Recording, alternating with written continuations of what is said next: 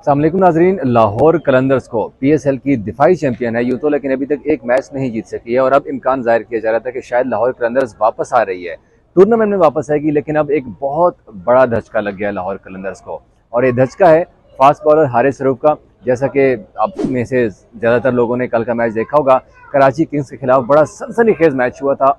आखिरी ओवर्स के आखिरी गेंद तक मैच किया था और हारिस रऊफ ने बड़ी जबरदस्त बॉलिंग की थी। 4 ओवर्स किए, 22 रन दिए, एक विकेट भी ली और एक नाकाबिले यकीन कैच भी किया। लेकिन वो कैच शायद लाहौर कलंदर्स को काफी ज्यादा महंगा पड़ गया है, क्योंकि हारिस रऊफ अब पाकिस्तान सुपर लीग से बाहर हो चुके हैं। आपने बिल्कुल सही सुना, Haris Rauf has been ruled out of the remaining matches of PSL. अब वो लाहौर कलंदर्स का मजीद हिस्सा नहीं रहेंगे, ये कहना है लाहौर कलंदर्स के तर्जुमान का। अब सवाल ये भी है यहाँ पे कि डॉक्टर्स ने हारिस रऊफ को क्या कहा, क्योंकि जाहिर सी बात है आगे पाकिस्तान की एक लंबी चौड़ी क्रिकेट आने वाली है और हारिस रऊफ पाकिस्तान की जो बॉलिंग लाइनअप है उनका मेन एसेट्स है। शाहीन शाह अफरीदी के साथ जो टॉप ऑर्डर में अटैक करते हैं वो हारिस रऊफ हैं, और अब न्यूजीलैंड के खिलाफ सीरीज खेले जानी है, फिर आयरलैंड की सीरीज है, इंग्लैंड की सीरीज है, T20 वर्ल्ड कप भी सर के ऊपर आन पहुंचा है।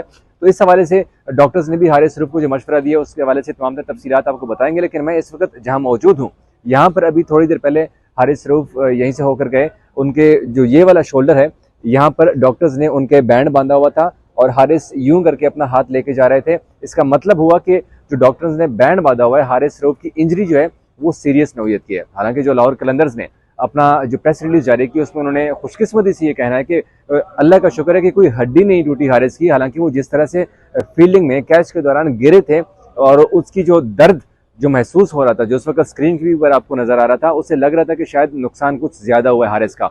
लेकिन खुशकिस्मती से कि हारिस रऊफ की कोई हड्डी नहीं टूटी और मेजर इंजरी जो होती है उनसे हारिस रऊफ बच चुके हैं। ये अभी लाहौर कलंदर ने जो प्रेस रिलीज जारी की उसमें उनका कहना था।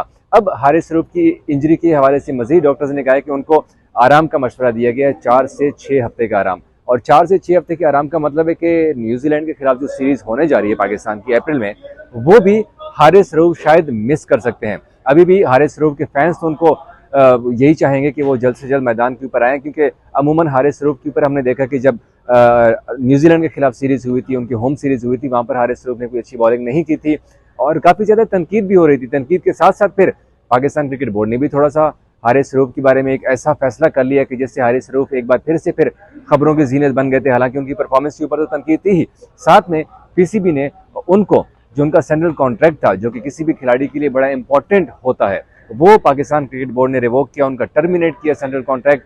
और उनका सेंट्रल कॉन्ट्रैक्ट के खात्मे के बाद फिर पाकिस्तान क्रिकेट बोर्ड ने उनके ऊपर एक और पाबंदी भी लगाई। वो पाबंदी है उनको एनओसी ना देने की, कि वो जून तक किसी भी लीग में जो है वो शिरकत नहीं कर सकते। तो ये कुछ फैसले थे जिससे हारिस रऊफ डेफिनेटली डीमोरलाइज तो हुए थे।